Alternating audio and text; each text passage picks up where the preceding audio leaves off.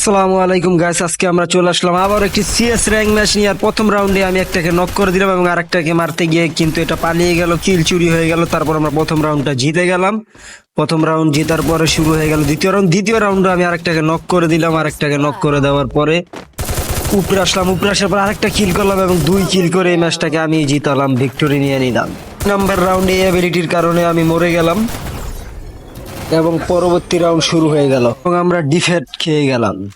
পরবর্তী রাউন্ড শুরু হয়ে গেল। পরবর্তী রাউন্ডে একটাকে কিল করে দিলাম, একটাকে কিল করার পর পুরা নিয়ে নিলাম। পুরা নিয়ে নেওয়ার পরে আরেকটা মারতে গিয়ে আমি মরে গেলাম। পরবর্তীতে ডিফেট খেয়ে গেলাম এবং পরবর্তী রাউন্ডে ড্রাগনের দিয়ে একটা নক করে দিয়েছি। আর ড্রপ লুট করতেছিল, পরে আমি মরে যাই, কিন্তু আমার দলের আরেকজন ও ভালো খেলা দিয়ে ভিক্টোরি নিয়ে নেয়। পরবর্তী রাউন্ডে এসে আমি আরেকটাকে নক করে দেই এবং নক করে দেওয়ার পর আমার লগের টিমমেটে পুরো কিল নিয়ে নেয়। পরবর্তীতে ভুইয়া হয়ে যায়, খুব সুন্দরভাবে একটি ভুইয়া।